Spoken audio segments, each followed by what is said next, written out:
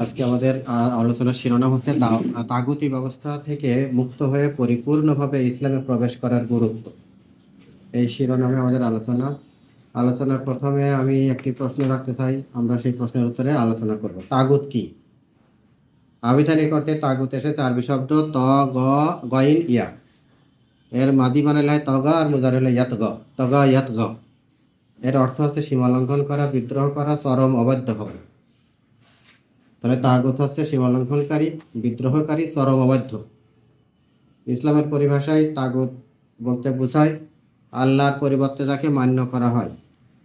আমরা আনুগত্য করব আল্লাহ, কিন্তু কোনো ব্যক্তি, কোনো প্রতিষ্ঠান, কোনো সংগঠন যদি এমন হয় যে আল্লাহর হুকুম একটা বিদ্যমান আছে, মানুষ সেই হুকুমের আনুগত্য করার সুযোগ পাচ্ছে না, তাদের আনুগত্য করতেছে। তো আল্লাহর হুকুমের বাইরে যেই কর্তৃপক্ষের, যেই ব্যক্তির, যেই বস্তুর আনুগত্য করা হয় সেটাই হচ্ছে তাগুত।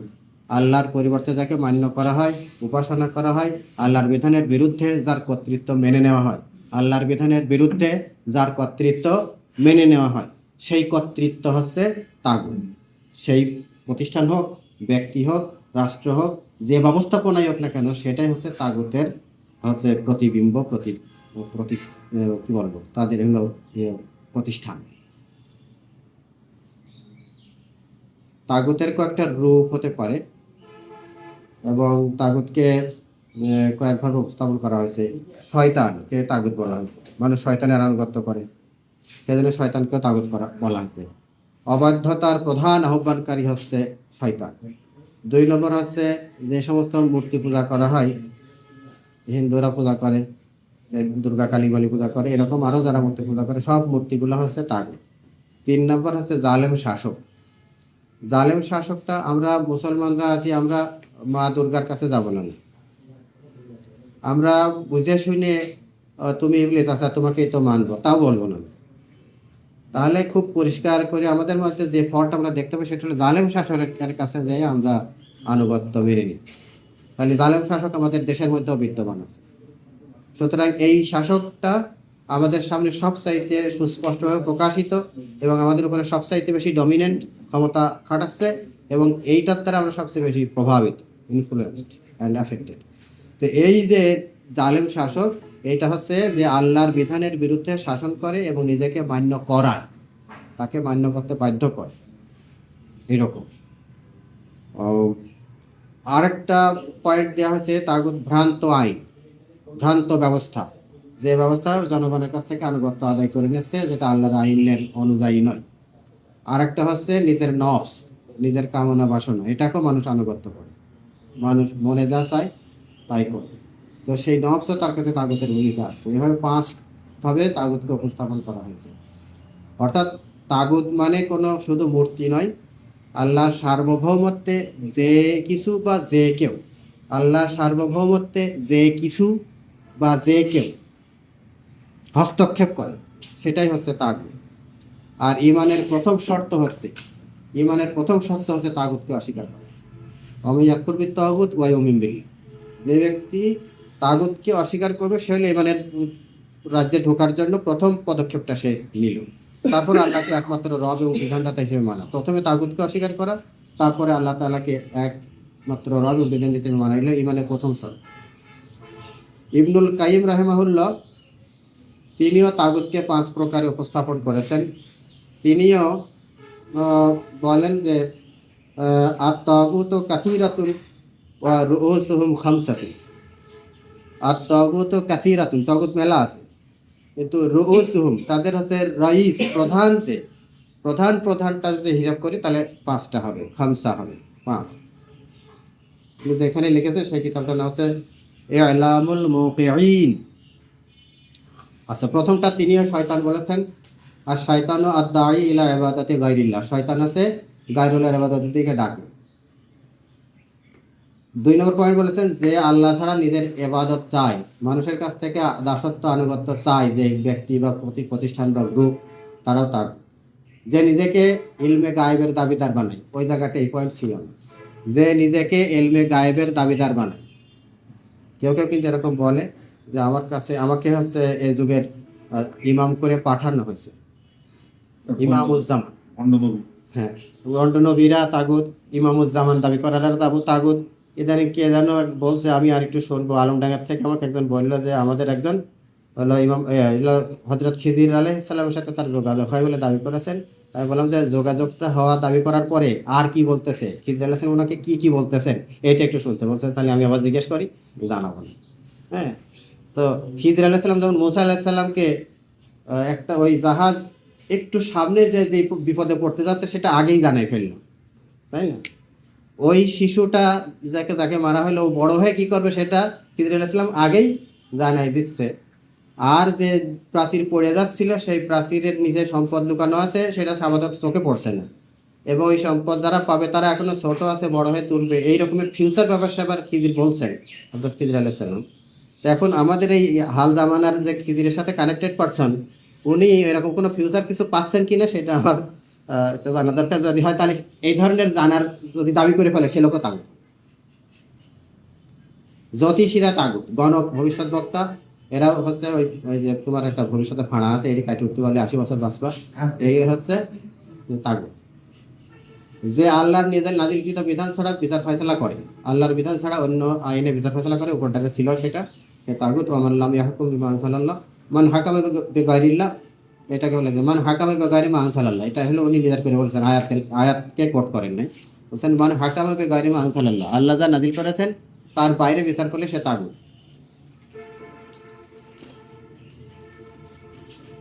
তাহলে এখানে আবার একটা আলোচনা একজন ব্যাখ্যা দিয়েছে যে এই আল্লাহর আইন অনুযায়ী বিচার করে নাই, কিন্তু যখন আল্লাহর বিধানকে অস্বীকার করবে, আল্লাহর বিধানকে তুচ্ছ করবে এবং আল্লাহর বিধানের চেয়ে মানব রচিত বিধানকে শ্রেষ্ঠতর মনে করবে, তখন সে তাগুত হবে। আর কেউ যদি মনে করে যে আল্লাহর বিধানই শ্রেষ্ঠ, আল্লাহর বিধানই ভালো, কিন্তু আমি এখন পরিস্থিতির কারণে বাধ্য হয়ে অন্য বিধান করলাম, সে কবিরা গুনাহ করতেছে, তাকে কাফের বলা যাবে না। এই কথাটুকু বলেছে যে আল্লাহর অবাধ্যতায় আনুগত্য আদায় করে নেয় মানুষের কাছ থেকে, মান আতাআহুন নাস ফি মাসিয়াতিল্লাহ, আল্লাহর অবাধ্যতার মধ্যে যার আনুগত্য করা হয় সে হলো তাগুত। সেটা যদি কোনো নেতা হয় নেতা, যদি কোনো ভণ্ড আলেম হয় তাও হতে পারে, সমাজপতি হতে পারে, এইভাবে লোকজন তাগুতের মধ্যে পড়ে যেতে পারে। এখন হচ্ছে তাগুতকে পরিত্যাগ করার বিষয়। আমরা তাগুত সম্পর্কে কিছু কথাবার্তা আলোচনা করলাম। আমি হলো এভাবে মানে খুব সুন্দর করে ব্যাখ্যা করে বিস্তৃত করে সহজ করে বুঝিয়ে দেওয়ার দিকে যাওয়ার চাইতে আমি মনে করি আপনারা সবাই বুঝবেন, শুধু আমি পড়ে যাচ্ছি তাগুতকে পরিত্যাগ করার বিষয়টার দিকে যাচ্ছি। কেন ইমানদার সম্প্রদায় না, কোনো ইমানদার সম্প্রদায় আল্লাহ তাআলার দুশমনদের সাথে আন্তরিকতার সম্পর্ক রাখতে পারে না। তাগুত আল্লাহ তাআলার দুশমন, তো সেই দুশমনদের সাথে আমরা আন্তরিকতার সম্পর্ক রাখতে পারি, কারণ আমাদের শিরোনামে আজকে আলোচনার বিষয় দিচ্ছি তাগুতকে পরিত্যাগ করে পরিপূর্ণরূপে ইসলামে প্রবেশ করার গুরুত্ব। তো সেই তাগুতের সাথে আমরা আন্তরিক সম্পর্ক রাখতে পারি না, এই কথাটা আল্লাহ তাআলা সূরা মুজাদালার মধ্যে আমাদেরকে যেভাবে বলেছেন সেখান থেকে আমরা বুঝতে পারি। সূরা মুজাদালার মধ্যে আল্লাহ তাআলা বলেছেন যে লা তাজিদু কওমান ইউমিনুনা বিল্লাহি ওয়াল ইয়াউমিল আখির ইয়াওয়াদুনা মান হাদ্দাল্লাহা ওয়া রাসূলাহু ওয়ালাউ কানু আবাআহুম আও আবনাআহুম আও ইখওয়ানাহুম আও আশীরাতাহুম উলাইকা কাতাবা ফি কুলুবিহিমুল ঈমানা ওয়া আইয়াদাহুম বিরূহিম মিনহু ওয়া ইউদখিলুহুম জান্নাতিন তাজরি মিন তাহতিহাল আনহারু খালিদিনা ফিহা রাদিয়াল্লাহু আনহু ওয়া রাদু আনহু উলাইকা হিজবুল্লাহ আলা ইন্না হিজবাল্লাহি হুমুল মুফলিহুন। লা তাজিদু কওমান, আমাদের রাসূল সাল্লাল্লাহু আলাইহি সাল্লামকে আল্লাহ তাআলা সরাসরি অ্যাড্রেস করেছেন, এই অ্যাড্রেসটা সবার জন্যই প্রযোজ্য। তুমি দেখবে না, তুমি পাবে না কওমান এমন কোনো গোষ্ঠীকে, জনগোষ্ঠীকে, যে জনগোষ্ঠী ইউমিনুনা বিল্লাহি আল্লাহর প্রতি ঈমান রাখে, ওয়াল ইয়াউমিল আখিরে পরকালের প্রতি ঈমান রাখে, সেই ঈমানদার জনগোষ্ঠী ইওয়াদুনা মুহাব্বত রাখতেছে অন্তরে, কার সাথে? মান হাদ্দাল্লাহ, যে আল্লাহর সাথে শত্রুতা করে, আল্লাহর সাথে দুশমনি করে, সেই ব্যক্তির সাথে, ওয়া রাসূলাহু রাসূলের সাথে দুশমনি করে, সেই গোষ্ঠী বা ব্যক্তির সাথে একজন ঈমান, আল্লাহর উপর ঈমান আছে, আখিরাতের প্রতি ঈমান আছে, এই রকম কোনো কওম এই আল্লাহর দুশমন রাসূলের দুশমনের সাথে বন্ধুত্ব করতেছে তুমি পাবে না। তাহলে কোনো ঈমানদার জনগোষ্ঠী বা ঈমানদার সিঙ্গেল পারসন কোনো আল্লাহদ্রোহী রাসূলের বিদ্রোহীর সাথে বন্ধুত্ব করতে পারে না, তুমি পাবে না। এটা যদি পেয়ে যাও তাহলে কি হবে? সে আল্লাহর প্রতি ঈমানদার না, সে আখিরাতের প্রতি ঈমানদার না। আচ্ছা, এইটা বলার পরে আল্লাহ তাআলা বলছেন ওয়ালাউ কানু আবা আহুম, যে আল্লাহর সাথে দুশমনি করে, যে রাসূলের সাথে দুশমনি করে, সে যদি আমার বাপ হয় তাও তার সাথে আমার আন্তরিকতা সম্পর্ক থাকবে না, মহব্বত থাকবে না। আও আবনা আহুম, যদি আমার সন্তান হয় তাও না। আও ইখওয়ান আহুম, যদি আমার ভাই হয় তাও না। আও আশিরাত আহুম, যদি জ্ঞাতিগোষ্ঠী আত্মীয় স্বজন হয় তাও না। তাহলে ইমানদার ব্যক্তি আল্লাহর দুশমনের সাথে, আল্লাহর রসুলের দুশমনের সাথে আন্তরিক মহব্বত রাখবে না। সে বাপ হলেও না, সন্তান হলেও না, ভাই হলেও না, জ্ঞাতিগোষ্ঠী হলেও না, তাহলে কেউ না। এই কোয়ালিটি যদি কারোর ভিতরে থাকে, কোন কোয়ালিটি? যে আল্লাহর দুশমন, রসুলের দুশমন, ও আমার বন্ধু হতে পারে না। এই অনুভূতি যার মধ্যে আছে, আল্লাহ তাআলা বলছেন যে এই অনুভূতি আল্লাহ লোককে, আল্লাহ তাআলা বলছেন উলাইকা কাতাবাফি কুলুবিহিমুল ঈমানা, আল্লাহ তাআলা তার কলবের ভিতরে ঈমান লিখে দিয়েছেন। এই কোয়ালিটি সম্পন্ন মানুষের অন্তরের মধ্যে আল্লাহ তাআলা ঈমান লিখে দিয়েছেন। উলাইকা কাতাবাফি কুলুবিহিমুল ঈমানা, এই ধরনের লোকজনের অন্তরে আল্লাহ তাআলা ঈমান লিখে দিয়েছেন। ওয়া আইয়াদাহুম, এবং এই ধরনের লোকজনকে আল্লাহ তাআলা সাহায্য করেন, মদদ করেন, বেরুহিম মিনহু, তার পক্ষ থেকে রূহ দিয়ে। এই রূহ শব্দটা তো রাসূলুল্লাহ সাল্লাল্লাহু আলাইহি ওয়াসাল্লামের সময় জিবরাইল ফেরেশতাকে বুঝায়। এখন আমাদের তো আর জিবরাইল ফেরেশতা আসবে না।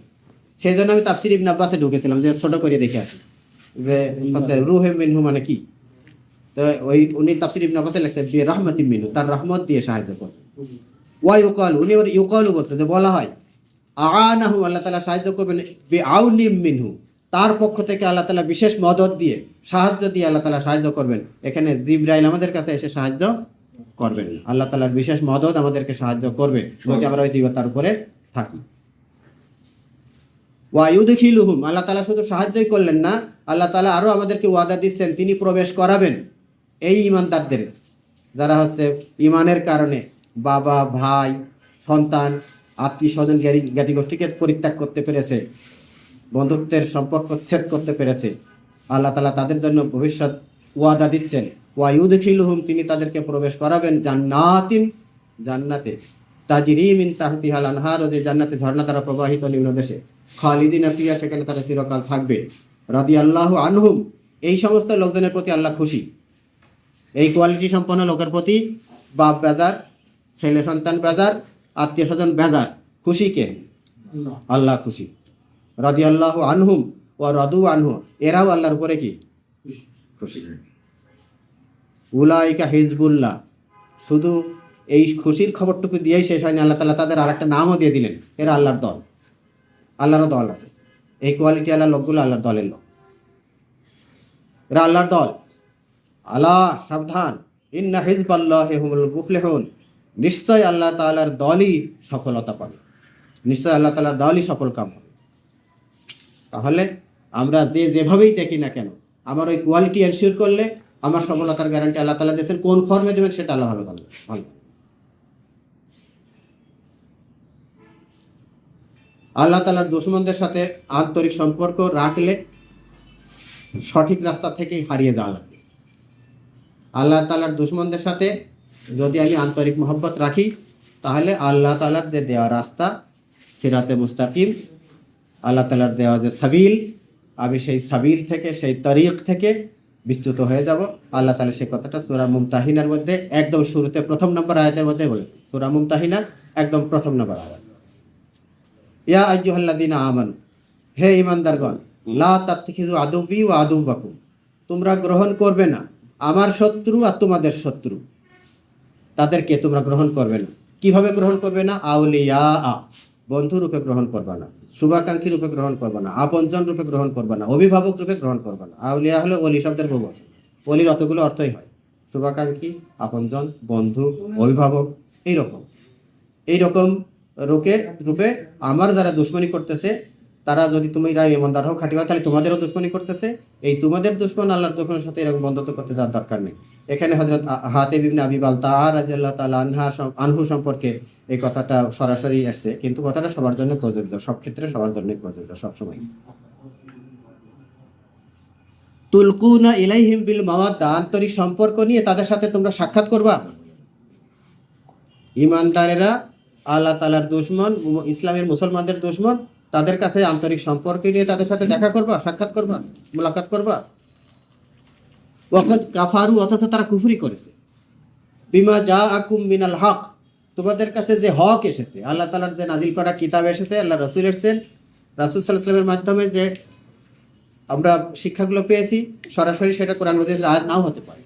রাসূলুল্লাহ সাল্লাল্লাহু আলাইহি ওয়াসাল্লামের মাধ্যমে প্রাপ্ত শিক্ষা, কোরআনের আয়াতের মাধ্যমে প্রাপ্ত শিক্ষা, সেটা হক। আর সেই হককে তারা কুফরি করেছে। তাহলে তারা আল্লাহর দুশমন হয়ে গেছে, রাসূলের দুশমন হয়ে, তুমি তার সাথে বন্ধুত্ব করবা? আমার বন্ধুর যদি সে শত্রু হয় তাহলে আমার শত্রু, তাই না? আর আমার বন্ধুর যদি বন্ধু হয় তাহলে আমার বন্ধু হওয়ার একটা স্কোপ আছে। তাহলে ওয়াকাদ কাফারু বিমা জাআকুম মিনাল হক, যে হক এসেছে সেই হককে তারা অস্বীকার করেছে। শুধু এটুকু করে ক্ষান্ত হয়নি, তাদের আরো বৈশিষ্ট্য আছে, ইউখরিজুনার রাসূলা, রাসূলকে বের করে দিয়েছে। তারা মক্কায় রাসূলুল্লাহ সাল্লাল্লাহু আলাইহি ওয়াসাল্লামকে মানে নেয়নি। ইউখরিজুনার রাসূলা, রাসূলকে বের করে দিয়েছে। শুধু রাসূল একলা হিজরত করেছিলেন? ওয়া ইয়াকুম, তোমাদেরকেও বের করে দিয়েছে। এবং আমরা তো জানি যে রাসূলুল্লাহ সাল্লাল্লাহু আলাইহি ওয়াসাল্লাম সবচেয়ে শেষে গেছিলেন, আগে সবাইকে পাঠাই দিয়েছে, তারপরে তিনি শেষে গিয়েছেন। তো তোমাদেরকেও বের করে দিয়েছে, রাসূলকেও বের করে দিয়েছে, তাদের সাথে বন্ধুত্ব করবা? আন তুমিনু বিল্লাহি রাব্বিকুম, কেন রাসূলকে বের করেছে, কেন তোমাদেরকে ঘর ছাড়া করেছে? তোমাদের অপরাধ হচ্ছে এই যে আন তুমিনু বিল্লাহি রাব্বিকুম, তোমরা তোমাদের রবের প্রতি ঈমান এনেছো, সেই জন্য তোমাদের অপরাধ হয়ে গেছে, তারা তোমাদেরকে মানে নাই।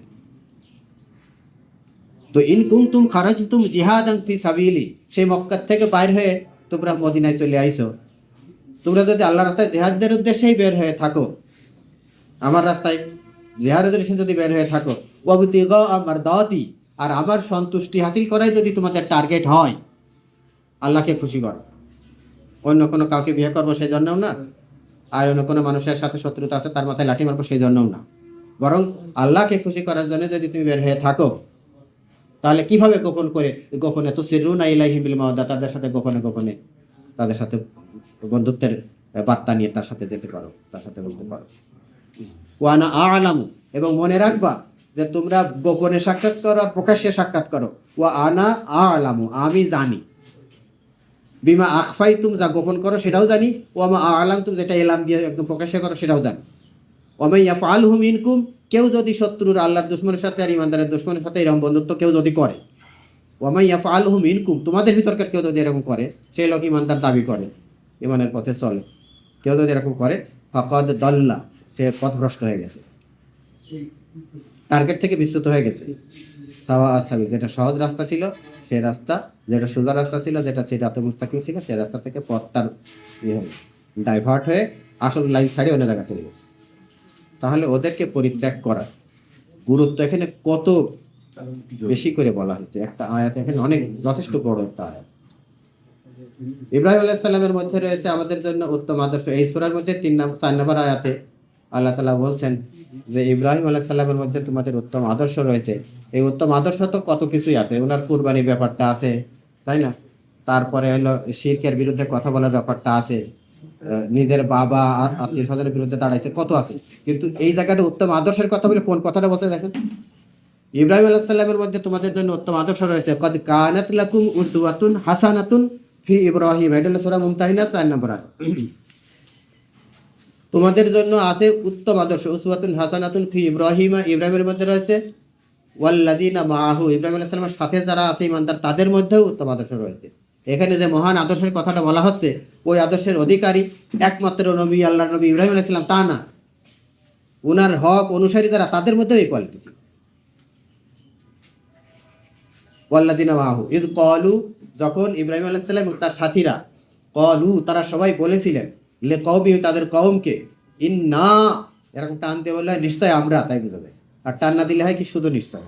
তো ইন্না, নিশ্চয় আমরা, বুরাআউ মিনকুম, তোমাদের সাথে সম্পর্ক ছেদ করেছি, ডিসকানেক্টেড উইথ ইউ বা ফ্রম ইউ, তোমাদের থেকে আমরা ডিসকানেক্টেড। হ্যাঁ, বুরাআউ মিনকুম, তোমাদের সাথে বারিউন, বারিউন মানে সম্পর্ক না, পবিত্র, মানে তোমার সাথে থাকলে অপবিত্র হয়ে যেতাম, এখন তোমাদের সাথে বাড়িই হয়ে গেছে, কি আলাদা, ডিসকানেক্টেড হয়ে গেছে, সম্পর্কহীন হয়ে গেছে। ওয়ামিম্মা তা'বুদুনা, তোমরা যা জনগণ, তোমরা তো ওই বাতিলের মধ্যে আছো, সেই জনগণের সাথে আমরা সম্পর্ক কি করলাম, ছেদ করলাম। তোমরা যে পথে আছো আমরা সে পথে নাই, তোমরা যে আদর্শে আছো সে আদর্শে আমরা নাই। শুধু কি মানুষের সাথে ডিসকানেকশন না, ওয়া মিম্মা তা'বুদুনা মিন দুনিল্লাহ, আর আল্লাহকে বাদ দিয়ে যার দাসত্ব করো, যার ইবাদত করো, সেটা পুতুল পূজাও হইতে পারে, আর সেটা অন্য কোনো মানুষের দাসত্ব হতে পারে, মানুষও হতে পারে। তো কোনো মানুষের দাসত্ব করো, কোনো পুতুলের পূজা করো, তার কাছে মাথা নত করো, এই সবগুলোকে আমরা বাদ দিই, পরিত্যাগ করে চলি। এই হলো আমাদের আদর্শ। এই আদর্শের কথা যখন ইব্রাহিম আলাইহিস সালাম বলেছেন, এই কথাটা যখন ইব্রাহিম আলাইহিস সালামের সাথীরা বলেছেন, ওইটা আমাদের জন্য নমুনা আকারে আল্লাহ তাআলা বলছেন, ওইটা হচ্ছে তোমাদের জন্য কি উত্তম আদর্শ। ওনারা আরো বলেছিলেন, কাফারনা বিকুম, আমরা তোমাদেরকে অস্বীকার করলাম। শুধু অস্বীকার করে ক্ষান্ত হলাম না, ওয়া বাদা, শুরু হয়ে গেছে, বাইনানা ওয়া বাইনাকুম, তোমাদের সাথে আমাদের শুরু হয়ে গেছে অলরেডি। বাদা ফেলে মাজি, অতীতকালীন শব্দ, শুরু হয়ে গেছে। বাদা বাইনানা ওয়া বাইনাকুল আদাওয়াত, শত্রুতা শুরু হয়ে গেছে। বাগদা, বিদ্বেষ, আমরা তোমাদের সাথে শত্রুতাও করব, তোমাদের প্রতি বিদ্বেষ পোষণ করব। এটা চলবে আবাদান, কতদিন? একদম চলবে, একদম থামবে না। তবে থামার একটা সুযোগ আছে, কখন? হাত্তা তুমিনু বিল্লাহি ওয়াহদাহু, তোমরা যদি ইমানদার হয়ে আমাদের মতো হয়ে যাও, তোমরা যদি আল্লাহর বান্দা হয়ে যাও, আল্লাহর রাসূলের অনুসারী হয়ে যাও, তাহলে তোমাদের সাথে আমাদের কোনো শত্রুতা নাই, তাহলে তোমাদের সাথে আমাদের বন্ধুত্ব। যে তরবারি তোমাদের বিরুদ্ধে যুদ্ধের জন্য উঠবে, সে তরবারি তোমাদেরকে রক্ষার জন্য উঠবে, তোমরা আমাদের বন্ধু হয়ে যাবে। এই কথাটা আল্লাহ তাআলা বলেছেন যে আল্লাহ তাআলার দুশমনদের সাথে বন্ধুত্ব করলে, আল্লাহ তাআলার যারা শত্রু তাদের সাথে বন্ধুত্ব করলে হয়ে যায়, সঠিক পথ থেকে বিচ্যুত হয়ে যাওয়া লাগবে। মানুষের, আমার নিজের বাবা, আমার নিজের সন্তান, এরা যদি আল্লাহ তাআলার দুশমনির লাইনে যে অবস্থান নেয়, তাহলে তার সাথে আমার সম্পর্ক কেমন হবে? সূরা তাওবা আয়াত নম্বর 23, সূরা তাওবা আয়াত নম্বর 23, আল্লাহ তাআলা বলেছেন, ইয়া আইয়ুহাল্লাযীনা আমানু লা তাত্তাখিযু আবাআকুম ওয়া ইখওয়ানাকুম আউলিয়া, হে ঈমানদাররা, তোমাদের বাপ, আবাআকুম ওয়া ইখওয়ানাকুম, তোমাদের ভাই, এদেরকে বন্ধুরূপে গ্রহণ করো না। ইনিস্তাহাব্বুল কুফরা আলাল ঈমান, দুটো জিনিস, একটা হলো ঈমান আর একটা হলো কুফর, দুটো জিনিস অবস্থান করতেছে। তোমার বাপ আর তোমার ভাই পক্ষ নিয়েছে কুফরি, এই যদি তাদের অবস্থান হয়, তাহলে ওই বাপ আর ওই ভাই তোমার কি না? এটা নিও না। ওমাইয়া তাওয়াল্লাহুম, বাপ কুফরির পক্ষে, ভাই কুফরির পক্ষে, তারপরে যদি তুমি তাকে বন্ধুরূপে গ্রহণ করেই নাও, তুমি তার সাথে আসো, তাহলে ওমাইয়া তাওয়াল্লাহুম মিনকুম, তোমাদের ইমানদারদের ভিতরকার কোনো লোকে যদি এই নাচার হয়, ফাউলাইকা হুমুজ জালিমুন, এরা জালেম হবে, এরা জালেম। এই জালেম কিন্তু আমরা যে আমাদের ইসলামী পরিভাষায় একটা বলি না যে গুনাহগার কিন্তু ইমানদার, সেও জালেম, এটা সেই জালেম। এটা হলো ইমানের থেকে খারিজ হয়ে যাওয়া। যদি মনে প্রাণে ওই আদর্শ বিশ্বাস করি না, মনে প্রাণে আল্লাহর দুশমনদের আদর্শকে বিশ্বাস করে নেই, বিশ্বাস করে নেওয়ার কারণে ইমান থেকে কি হয়ে যায়? খারিজ। আর জুলুমের পড়ে ঠেকা বসা তো কখনো এক জায়গায় যে ওই যে শুনেছি ভারতে জয় শ্রীরাম বলতে বলে না, মারপিট করে কয় জয় শ্রীরাম বল, তো ওই জায়গা থেকে যদি জয় শ্রীরাম বলে চলে আসে, পরে তার সে আল্লাহর কাছে ক্ষমা চাচ্ছে, আল্লাহ পরিস্থিতির কারণে এরকম করেছি, তাহলে সেই লোকটা কাফের হবে না, সে তো আদর্শ মেনেই নেবে, মেনেই নেবে।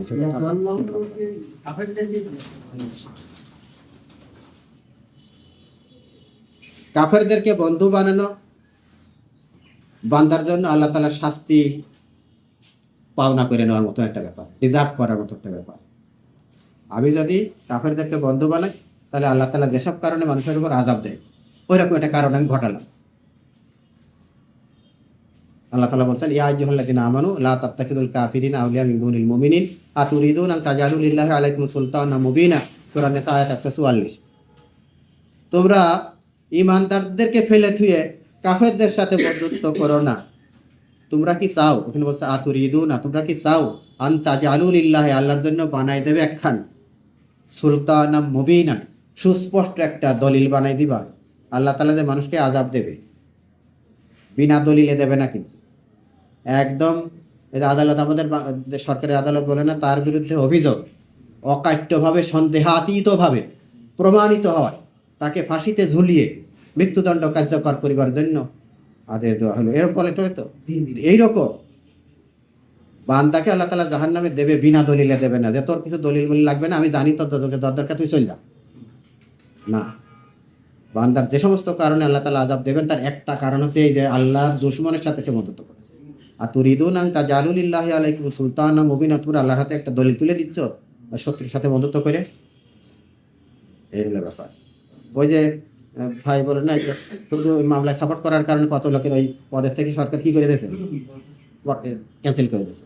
শুধু যে সরকারের শত্রু তার পক্ষে যাচ্ছে রায়, শুধু এই পক্ষ নেওয়ার কারণে চাকরি বাকরি নয়, এটাই হয়, এটাই। তো এটা আল্লাহ তাআলার ক্ষেত্রেও যখন আমি ইমানের রাস্তা ছেড়ে আল্লাহর রাস্তা ছেড়ে যখন আমি দুশমনের সাথে চলে যাবো, আল্লাহ তাআলার সাথেও আমার সম্পর্ক ছিন্ন হয়ে যাবে, আল্লাহ তাআলা নেবেন না তখন। তাহলে ওদেরকে পরিত্যাগ করার বিষয়টা আমি কোরআন মাজিদের আয়াতের উপরে ভিত্তি করে কিছু পরিষ্কার করার চেষ্টা করি। এখন পরিপূর্ণরূপে ইসলামে প্রবেশ করা বলতে কি বোঝায়? একটা হলো তাগুতকে পরিত্যাগ করা, আর একটা হলো পরিপূর্ণরূপে ইসলামে প্রবেশ করা। এখন আমরা যদি বলি যে ইসলামের মধ্যে প্রবেশ করা, তার ইসলামের তো বিধান আছে, ইসলামের বিধান আছে, সেই বিধানগুলো আমি গ্রহণ করব তাহলে ইসলামের মধ্যে প্রবেশ হবে।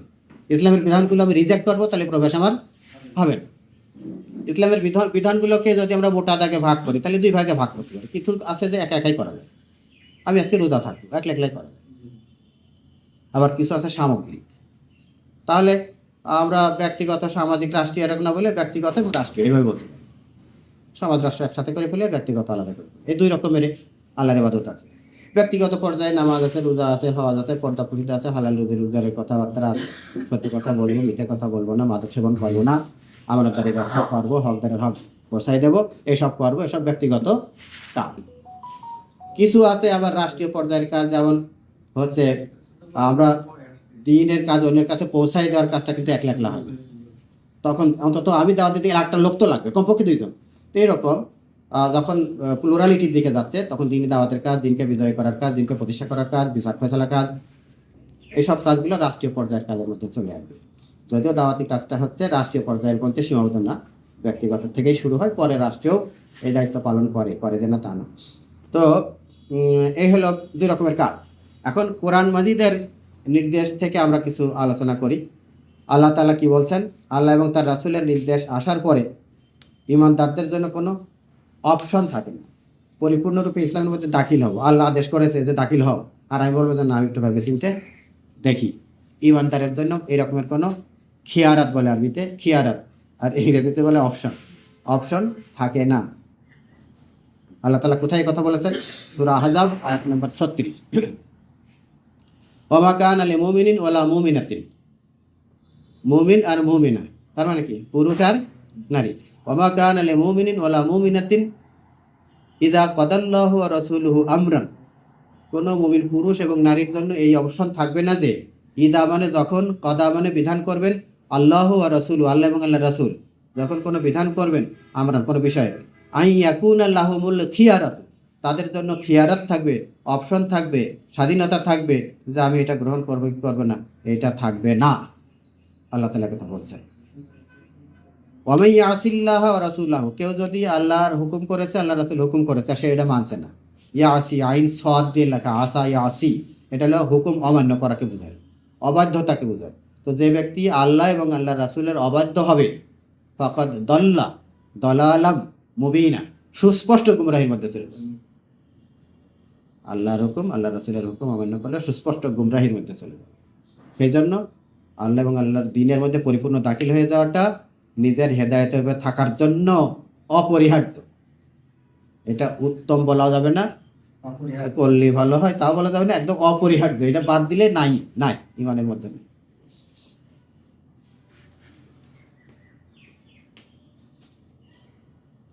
বিচার আচারও তো মুসলমানদেরই একটা কাজ, সেটাও যদি আমরা করি তাহলে আল্লাহ দ্বীনের মধ্যে ঢুকলাম।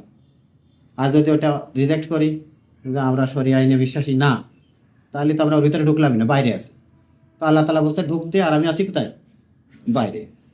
তো বাইরে থাকলে হলো না। ওই যে রাসূলুল্লাহ সাল্লাল্লাহু আলাইহি ওয়াসাল্লাম একটা হাদিস বলছেন যে আমার দৃষ্টান্ত হলো সেই লোকের মতো। রাসূলুল্লাহ সাল্লাল্লাহু আলাইহি ওয়াসাল্লাম বলছেন যে এক ব্যক্তি খাবারের ব্যবস্থা করলো, খাবার টাবার রেডিমেডি করলো, আর একজন প্রতিনিধিকে পাঠালে যে তুমি লোকজনকে দাওয়াত দিয়ে ডাকি নিয়ে এসে। তো লোকজন একজন ডাকতে পারলো, তো কেউ কেউ তার কথায় বিশ্বাস করে তার সাথে সাথে গেল এবং সেই দাওয়াত বাড়িতে, সেই দাওয়াতের ঘরে যেখানে খাওয়া দাওয়ার আয়োজন আছে সেখানে ঢুকলো, আর কেউ করলে তোমার কথা আমি বিশ্বাস করি, তোমার সাথে যাওয়ার কোনো প্রশ্নই আসে না, বিশ্বাস করি। তাহলে যে বিশ্বাস করলো না সে সাথেও গেল না। এরপরে যারা সাথে আসছিল তারা এই দাওয়াতের বাড়িতে তারা ঢুকলো, খাবার দাবার খাইলো, মেহমানদারি পাইলো। তো এটা বোঝানোর পর বলছে যে সেই আহ্বানকারী, সেই ব্যবস্থাপনাকারী, আয়োজনকারী আল্লাহ তাআলা, সেই ঘর হচ্ছে জান্নাত, আর ডাকতে পাঠাইছে যাকে সে হলো রাসূল আমি। তো আমার আহ্বানে যে সাড়া দেবে সে ওই ঘরেও ঢুকতে পারবে, জান্নাতেও ঢুকতে পারবে, জান্নাতের নিয়ামত ইত্যাদি সে লাভ করতে পারবে। তো এরকম যে আল্লাহ তাআলার দ্বীনের মধ্যে আমাকে ঢুকতে হবে। তো আল্লাহ তাআলা বলছেন যে তুমি ইমানদার হতেই পারবা না, ইমানদার হতেই পারবা না যদি তুমি বিচার আচারের ব্যাপারটা আল্লাহ তাআলা এবং আল্লাহ রাসূলের সাথে ছেড়ে না দাও। সূরা নিসা আয়াত নম্বর 65। ফালা ওয়া রাব্বিকা লা ইউমিনুনা হাত্তা ইউহাক্কিমুকা ফীমা শাজারা বাইনাহুম সুম্মা লা ইয়াজিদু ফি আনফুসিহিম হারাজাম মিম্মা কাদাইতা ওয়া ইউসাল্লিমু তাসলিমা। ফালা ওয়া রাব্বিকা, না কোশ্চিন কালেও নয়, তোমার রবের শপথ, তোমার রবের শপথ, লা ইউমিনুনা, ওরা ইমানদার হবে না। কিছু মানুষ এরকম ইমানের দাবি করে অথচ বিচার ফয়সালা করতে যায় তাগুত, ইয়াতাহাকামুনা ইলা তাগুত, এরকম কথা আছে। তো তাগুতের কাছে বিচার করতে যায়। তো ওই বৈশিষ্ট্য যদি থাকে তাহলে ইমানের ঘোষণা দিয়ে কোনো লাভ নাই, ইমানদার হতে পারবে না। হাত্তা ইউহাক্কিমুকা ফীমা শাজারা বাইনাহুম, তাদের মধ্যে যদি কোনো বিবাদ বিসংবাদ দেখা দেয় আর সেই জায়গায় যদি তোমাকে বিচারক না মানে, যখন রাসূলুল্লাহ সাল্লাল্লাহু আলাইহি ওয়াসাল্লাম জীবিত আছেন আর রাসূলকে বিচারক না মানে যাচ্ছে হযরত ওমরের কাছে, রাসূলের রায় ভালো হয়নি, ইহুদির পক্ষে চলে গেছে, এখন কার কাছে যেতে হবে? ওমরের কাছে। এইরকম মার্কা যদি হয় কেউ, তাহলে ফীমা শাজারা বাইনাহুম সুম্মা লা ইয়াজিদু ফি আনফুসিহিম হারাজাম মিম্মা কাদাইতা, আল্লাহ ফয়সালা করবে, আল্লাহ রাসূল ফয়সালা করবে, আর মনের ভিতর খটখট করবে, ঠিক হইলো কি না হইলো, এই খুঁতখুঁতি থাকলে সেই লোকের ইমান হবে না। একদম অকাট্যভাবে বুঝতে হবে যে যেটা করেছে ওইটাই ঠিক। ওই যে খুবই অবিশ্বাস্য বর্কা কথা আবু জেহেল নিয়ে আইছিল আবু বকরের কাছে, আবু বকর রাদিয়াল্লাহু আনহুর কাছে, যে সে আকাশে যায় সেই বহুত কিছু করে চলে আসে, এই কথা তো কেউ বিশ্বাস করবে না। আবু বকর রাদিয়াল্লাহু আনহুর কাছে বলার পর বলছে যে আল্লাহ রাসূল যদি বলে থাকেন তাহলে আমি বিশ্বাস করি, ঠিক বলছি। আল্লাহু আকবার। তাহলে এই রকমের বিশ্বাস চাই যে আল্লাহ যেটা করবেন সেটা আমার কাছে আপাতত ঠকা হলেও আমার ঠকে না, ওটাই ঠিক। আমাকে আমি যেটা লাভ বুঝি ওটা লাভ না, আল্লাহ যেটা বুঝেন সেটা আমার লাভ, আল্লাহ রাসূল যেটা বলে সেটা লাভ। তো একদম লা ইয়াজিদু ফি আনফুসিহিম, এই অন্তরের ভিতরে যে হারাজান কিছু একটা খটকা খটকা লাগবে, এটাও লাগবে না, একদম পরিপূর্ণরূপে আত্মসমর্পণ করতে হবে আল্লাহ তাআলার বিচার ফয়সালার কাছে। ওয়া ইউসাল্লিমু তাসলিমা, একদম পরিপূর্ণরূপে আত্মসমর্পণ করা, ইউসাল্লিমু তাসলিমা, একদম আত্মসমর্পণ করার মতন করতে হবে। তারপরে আমরা জানি যে সূরা মায়দার মধ্যে ৪৪ নম্বর আয়াতে বলছে ওয়ামান লাম ইয়াহকুম বিমা আনজালাল্লাহু ফাউলাইকা হুমুল কাফিরুন, আল্লাহর নাজিল করা বিধান অনুযায়ী যারা বিচার ফয়সালা করে না তারা কাফের। এই কথাটা হলো তাওরাতের সাথে রিলেটেড করে বলা আছে, যে আমি তাওরাত নাজিল করেছিলাম, সেখানে এই বিধান ছিল, এই অনুযায়ী যারা বিচার করে না তারা কাফের, তাওরার সাথে রিলেটেড করে বলা আছে। তারপরে আর এক আয়াতে বলা হয়েছে ওয়ামান লাম ইয়াহকুম বিমা আনজালাল্লাহু ফাউলাইকা হুমুল জালিমুন, যারা আল্লাহ তাআলার নাজিল করা বিধান অনুযায়ী ফয়সালা করে না তারা হচ্ছে জালেম, এটাও তাওরাতের সাথে বলা হয়েছে। এরপরে এই ৪৭ নম্বর আয়াতে এইটা হচ্ছে তার ইনজিলের সাথে বলা হচ্ছে ওয়ালিয়াহকুম আহলুল ইনজিল, আহলে ইনজিল যারা, তারা উচিত হবে তারা যেন আল্লাহ তাআলার নাজিল করা বিধান অনুযায়ী বিচার করে, যারা বিচার করে না তারা ফাসিক। ইনজিলের সাথে রিলেটেড বলা, তাহলে তাওরাতের সাথেও বিচার করার ব্যাপার ছিল, ইনজিলের সাথেও বিচার করার ব্যাপার ছিল, আর কোরআন শরীফ কি তার চাইতে একটু কম ঘাটতি যে তার বিচার করার ব্যাপার নাই? সেই সম্পর্কে কি বলছে কোরআন শরীফের ব্যাপারেও বলা আছে। কোরআন শরীফের ব্যাপারে বলা আছে ওয়া আনিহকুম বাইনাহুম, আর তুমিও বিচার করো তাদের মাঝে। আনিহকুম, তুমি বিচার করো, এই আদেশটা তোমাকে দিচ্ছি। আন মানে এই যে, ইংরেজিতে দ্যাট বলে আর আরবিতে আন, তোমাকে এই হুকুম দিচ্ছি যে এহকুম তুমি বা উহকুম তুমি বিচার করো, বাইনাহু তাদের মাঝে, বিমা আনজালাল্লাহু যা আল্লাহ নাজিল করেছেন, ওয়ালা তাত্তাবি আহওয়াআহুম তাদের হাওয়ার অনুসরণ করবেন না। ওই তাওরাত ইনজিলের আলোচনা শেষ, এবার আমাদের রাসূলকে অ্যাড্রেস করে বলেছে তোমার কাছে যে জিনিস নাজিল করা হয়েছে সেটা দিয়ে বিচার করো, ওদের হাওয়ার অনুসরণ করবা না। ওয়াহদারহুম তাদের ব্যাপারে সতর্ক থাকো, আই ইয়াফতিনুকা তারা তোমাকে ফিতনায় ফেলতে পারে, ফিতনা ফেলতে পারে, এই ব্যাপারটা সতর্ক থাকবা। কি ব্যাপারে ফিতনা ফেলতে পারে? আম বাযিমা আনজালাল্লাহ, আল্লাহ তাআলা যা নাজিল করেছেন তার কোনো কোনো ব্যাপারে তোমাকে তারা ধোঁকায় ফেলতে পারে। কোরআন শরীফে কিন্তু জায়গায় জায়গায় এরকম আছে যে তোমাকে তো তারা প্রায় ধোঁকায় ফেলেই দিয়েছিল। ইন কাদু লা ইস্তাফিজুনাকা, হ্যাঁ, ওয়া ইন কাদু লা ইফতিনুনাকা আনিল হক, হক থেকে তো তারা কিনা তোমাকে ফিতনায় ফেলেই দিয়েছিল। লাউলা আন সাব্বাতনাকা, আমি যদি তোমাকে মজবুত করে না রাখতাম তারা তোমাকে ফিতনায় ফেলেই দিত। এরকম কথা বলা আছে। সেই জন্য বলছে সাবধান থাকো, ওরা যেন কোনো কোনো ব্যাপারে, আমার কোনো কোনো আয়াতের ব্যাপারে যেন ফেতনায় ফেলে দিতে না পারে। ফাইন তাওয়াল্লাও, এখন তুমি বিচার করবা আল্লাহর বিধান অনুযায়ী। কেউ সেটা মানলে মানলো, না মানলে না। ফাইন তাওয়াল্লাও, তারা যদি মুখ ফিরিয়ে নেয়, ফালাম, তুমি জেনে রাখো আন্নামা ইউরিদুল্লাহ আন ইউসিবাহুম বিবা'যি যুনুবিহিম, আল্লাহ তাআলা যে তারা যে অপরাধগুলো করতেছে সেই অপরাধের কারণে আল্লাহ তাআলা তাদেরকে শাস্তি দেবেন। এই জন্য তারা আল্লাহ তাআলার বিধানের কাছে আসতেছে না, আল্লাহ তাআলার বিধান থেকে দূরে রয়েছে, শাস্তির জায়গায় রয়েছে, ডেঞ্জার জোনে আছে, ডেঞ্জার কিন্তু তাদের উপর পড়বে। ওয়া ইন্না কাসীরাম মিনান নাসি লাফাসিকুন, তাহলে এই জায়গায় বলছে কাসীরাম মিনান নাস, মানুষের মধ্যে অনেক মানুষ ফাসিক। তা এই যে আল্লাহ তাআলার বিচার ফয়সালা, তারাও আমাদের রাসূল সাল্লাল্লাহু আলাইহি ওয়াসাল্লাম উম্মতের মধ্যে এমন মানুষ অনেক আছে যারা আছে বিচার ফয়সালা মানবে না, বলবো সরিয়া মানি না, পছন্দ করে ফাসিক আছে। মানা একটা অপছন্দ করা, অনেকে অপছন্দ করে, বলতে এটা তো এরকম না হলে এরকম হতো। আচ্ছা, এরপরে 49 বললাম, সূরা মায়েদা 49, 50 নম্বরে বলছে আপা হুকমাল জাহিলিয়াতি ইয়াবগুন, আল্লাহ তাআলার বিধান অনুযায়ী বিচার ফয়সালা ওটা চাইল না, তাহলে বিচার তো এক জায়গায় করতে হবে। এইবার বলছে আপা হুকমাল জাহিলিয়াতি ইয়াবগুন, বিচার ফলে যেটা জাহিলিয়াতের ওইটা চাই। ওমান আহসানু মিনাল্লাহি হুকমান, বিচার ফয়সালা দেওয়ার দিক থেকে আল্লাহর চাইতে উত্তম আর কি আছে।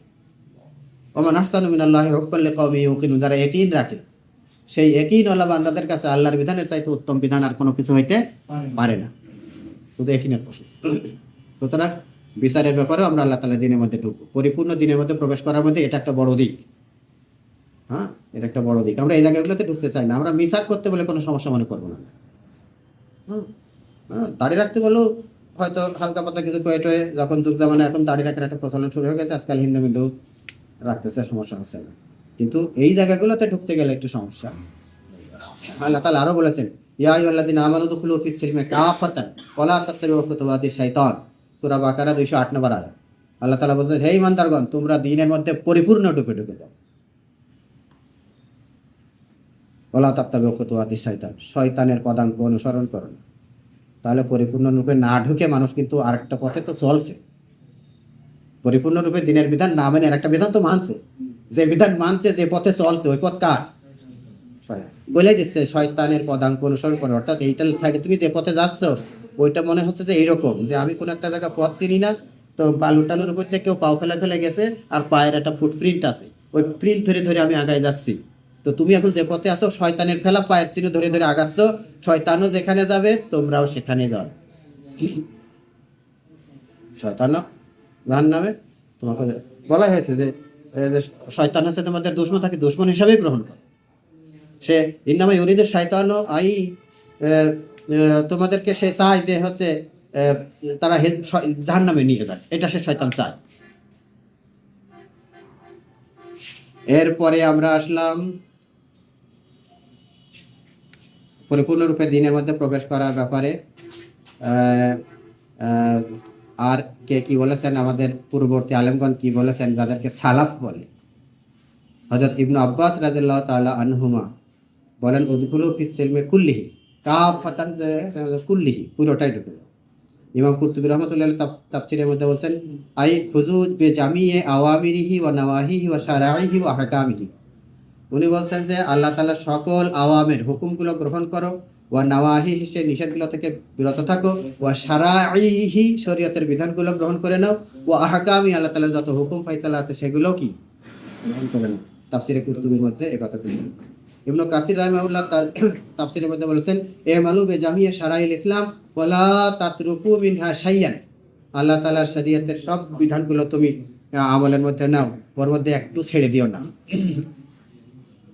পরিপূর্ণ ইসলামে দাখিল করা বলতে কি বোঝায়, তার ব্যাখ্যায় একটা হচ্ছে যে আকীদা বিশ্বাসের দিক থেকে ইসলামের মধ্যে ঢুকে যাব, আকীদা বিশ্বাসের দিক থেকে ইসলামের মধ্যে ঢুকে যাব, আংশিকভাবে নয়।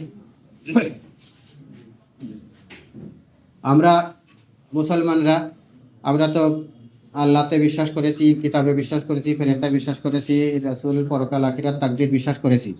কিন্তু তারপরেও বুঝে হোক না বুঝে হোক কোনো কোনো সময় ইসলামের কোনো কোনো বিধানকে কি অপছন্দ করি, অমান্যও করি।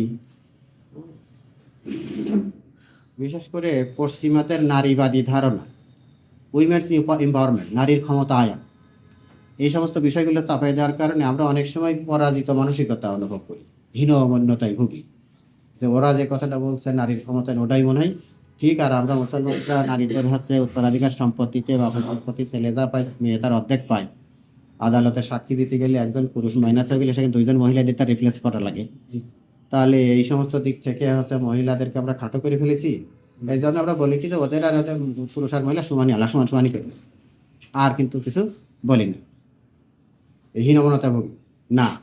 আমরা ইসলাম যেটা দিয়েছে সেটাই যথার্থ।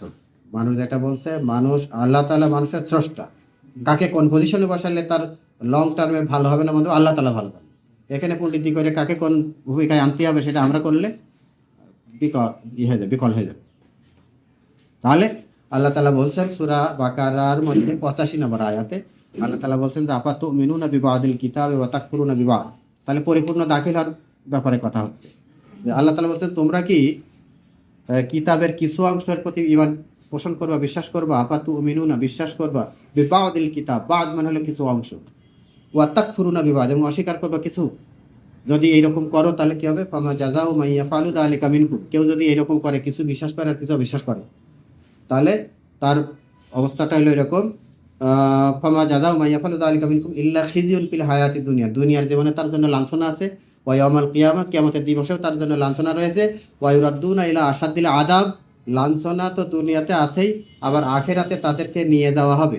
ইউরাদ্দুনা বলা হয়েছে রদ করে নিয়ে যাওয়া, ফিরিয়ে নিয়ে যাওয়া, তাদেরকে নিয়ে যাওয়া হবে ইলা, ইলা মানে দিকে, আসাধ্য মানে আরও কঠিন।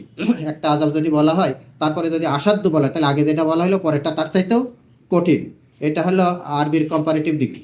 ইংরেজিতে ডিগ্রি 3 রকমের, পজিটিভ, কম্পারেটিভ আর সুপারলেটিভ, আর আরবিতে 2 রকম।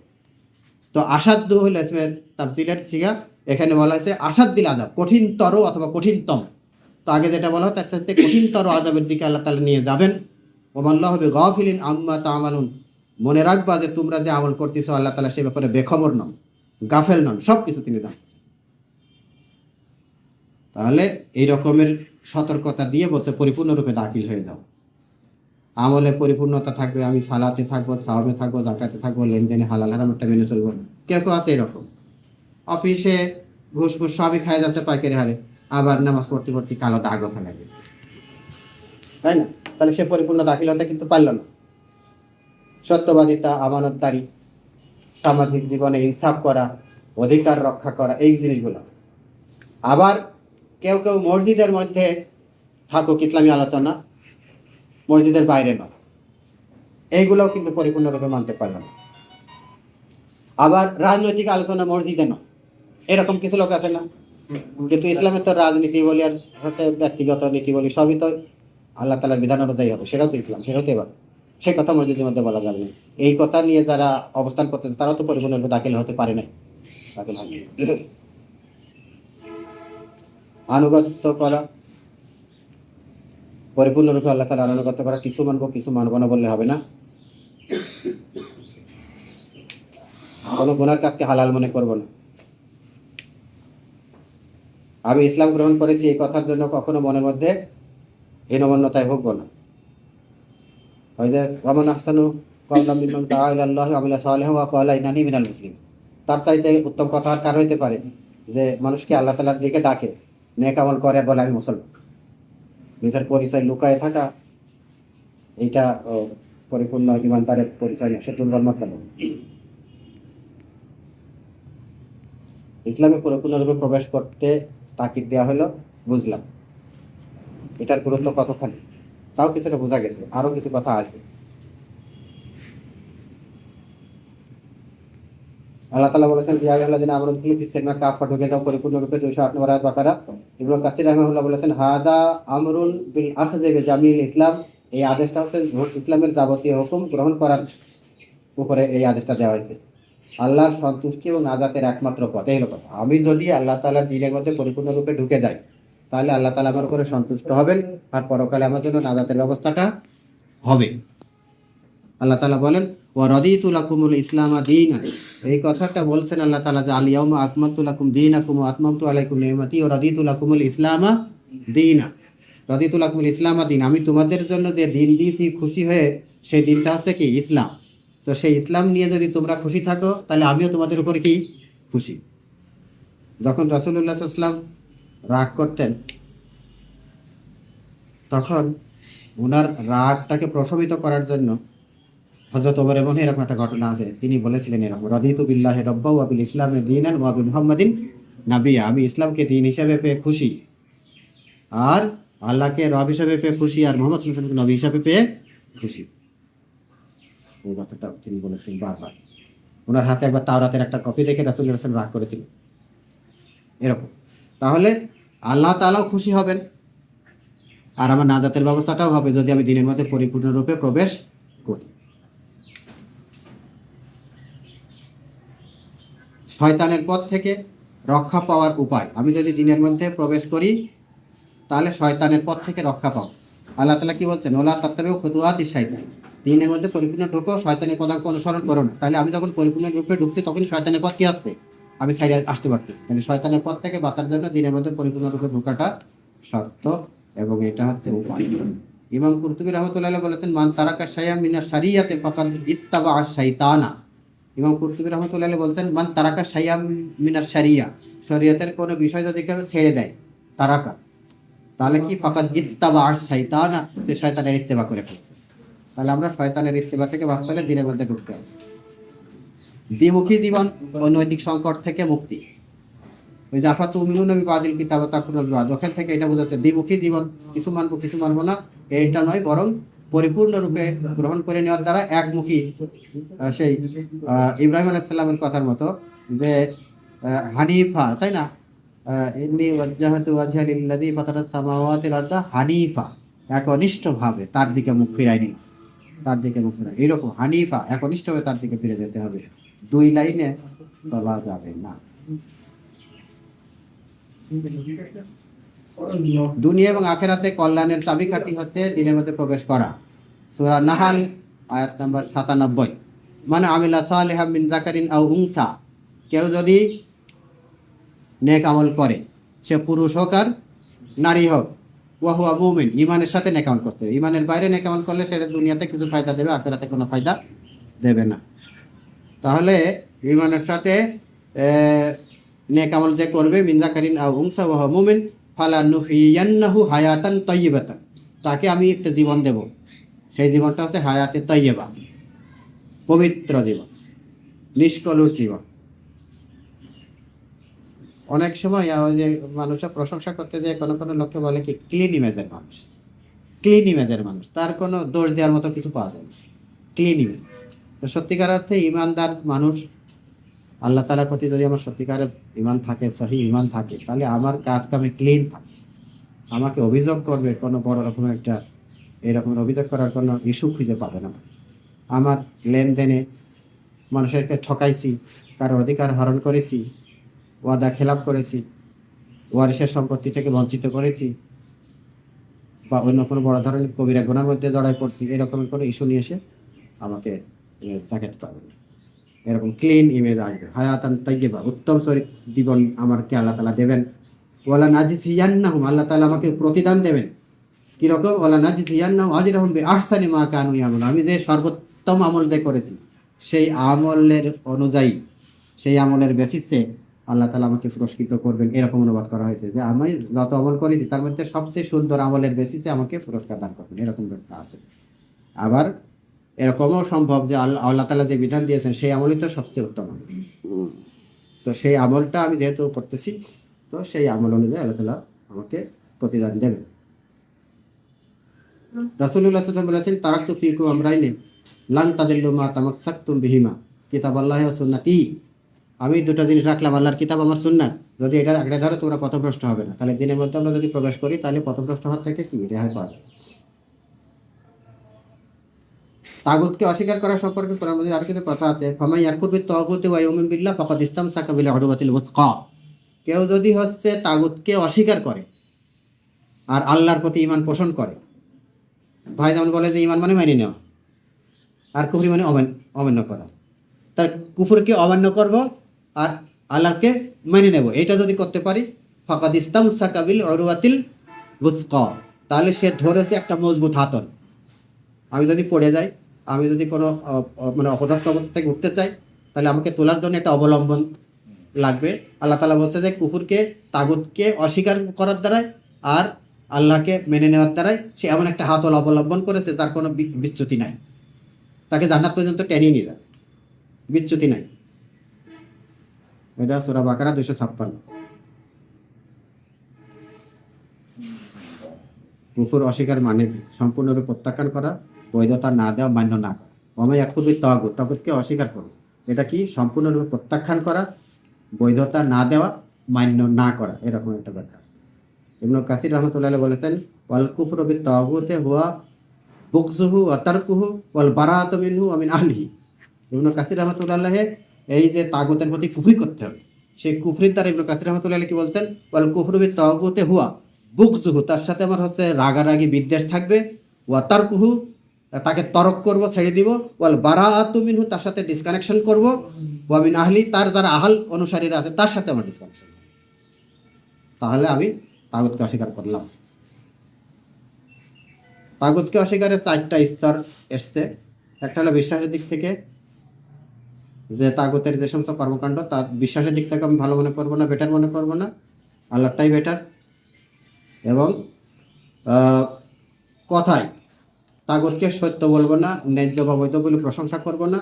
এই যে কেউ কেউ আছে এরকম বলে যে ইসলামের বিধান হলো মধ্যযুগীয় বর্বর আইন, শেকালীয় আইন, এরকম বলে না, মধ্যযুগীয় বর্বর আইন ইসলাম। আর এই যে আধুনিক কালে মানুষ, এখন জ্ঞান বিজ্ঞানের যুগ, কম্পিউটারের যুগ, এখন মানুষ বলার উপর ইমান থাকবে না, এটা সময় বললে তো তারপরে হলো আমলের দিক থেকে ইচ্ছাকৃতভাবে তাগুতের কাছে বিচার ফয়সালা নিতে যাব না, ইচ্ছাকৃতভাবে তাগুতের কাছে বিচার ফয়সালা নিতে যাব না, হারাম জেনেও তাগুতের বিধান মেনে চলবো না। আল্লাহ তাআলা বলছেন, আলাম তারা ইলাল্লাযিনা ইয়াজউমুনা আন্নাহুম আমানু, তুমি কি দেখেছো তাদেরকে যারা মনে করে যে আমরা হচ্ছে করে ফেলেছি, আল্লাহর কিতাবের পরিমাণ এনে ফেলেছি, আল্লাহ আগে যে কিতাবগুলো নাজিল করেছিল আমাদের কোরআনে তার পরিমাণ এনে ফেলেছি, ওয়া ইউরিদুনা আইয়াতাহাকামু ইলা তাগুত, তারা তাগুতের কাছে বিচার করতে চায়, ওয়াকাদ উমিরু আইয়াকফুরু বিহি, অথচ তাগুতকে অস্বীকার করার জন্য আল্লাহ তাআলা আদেশ করেছেন। তাহলে ওয়া ইউরিদু শাইতানু আইয়ুদিল্লাহুম দালালাম বাঈদা, শয়তান তাদেরকে চায় প্রকাশ্যভাবে পথভ্রষ্ট করতে। তো যারা হচ্ছে তাগুতের কাছে বিচার ফয়সালা করতে যাচ্ছে, শয়তানের খপ্পরে পড়ে গেছে, শয়তান তাদেরকে পথভ্রষ্ট করতে চাচ্ছে এবং তারা সেই ফাঁদে ধরাও দিয়ে ফেলছে। অন্তরে তাগুতের প্রতি বিতৃষ্ণা থাকবে, তাগুতের প্রতি বিরাগ থাকবে। ইমাম তাবারি রাহমাতুল্লাহ আলাইহি বলতেন, আত-তাগুত কুল্লু দি তুগয়ানিন আলাল্লাহি ফা আবদা মিন দুনিহি, তারপরে কি ফা আবাদা মিন দুনিহি, আত-তাগুত কুল্লু দি তুগয়ানিন, যারা অবাধ্যতা করে, বিদ্রোহ করে আল্লাহর সাথে, আর কি করে ফা আবাদা মিন দুনি, আল্লাহকে বাদ দিয়ে অন্যের দাসত্ব করে, সে হচ্ছে তাগুত। গুরুত্বপূর্ণ ভারসাম্য বোঝা বলছে, তাগুতকে অস্বীকার করবো এর মানে এই না যে মারামারি করো। এখন সিঙ্গেল ভাবে একলা একলা কোনো এক জায়গায় হট্টগোল বাজায় ফেলা, মারামারি করার নাম কিন্তু তাগুত অস্বীকার করা নয়, বরং এর একটা সিস্টেমেটিক ওয়েতে, যে আমাদের যে বলা হয়েছে যে আমাদের একটা তানজিমি পর্যায় রয়েছে, তারপরে মোকাবেলার পর্যায়ে রয়েছে, তারপরে তাগলিব পর্যায়ে রয়েছে, এরকম ধাপে ধাপে যাওয়ার ব্যাপার আছে। একা একাই কোনো কাজ হঠাৎ করে করার নাম কিন্তু। তবে মনের দিক থেকে তাগুতকে অস্বীকার করার এই কাজটা একদম শুরুর থেকে এটাকে অস্বীকার করা, কিন্তু কাউকে আঘাত করাটা একটা পর্যায়ে যাওয়ার পরে।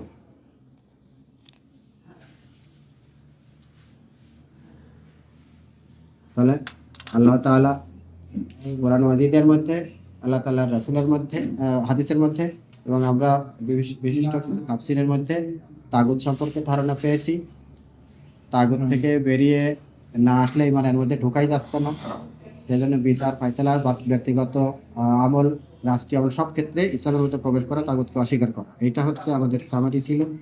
আর আল্লাহ তাআলা সূরা নিসার মধ্যেও বলছেন এবং সব জায়গায় বলছেন যে যারা হচ্ছে তাগুতকে অস্বীকার করতে পারে নাই, তারা যতই ধারণা করুক যে তারা ইমানদার, তারা আসলে ইমানের রাজ্যে প্রবেশ করতে পারেনি। আল্লাহ তাআলাকে পরিপূর্ণরূপে গ্রহণ করা, তাগুতকে পরিপূর্ণরূপে অস্বীকার করাটার মধ্যেই আমাদের নাজাত ও মুক্তির নিহিত রয়েছে। তবে একটা প্রশ্ন কারোর মধ্যে থাকতে পারে যে আমরা মুসলমান হওয়ার সত্ত্বেও ইসলামের সব হুকুম কি পালন করতে পারি? কোনো হুকুমই কি ছুটে যায় না? যায়। তাহলে কি আমরা হচ্ছে কি ইসলামের মধ্যে পরিপূর্ণরূপে ঢুকিনি?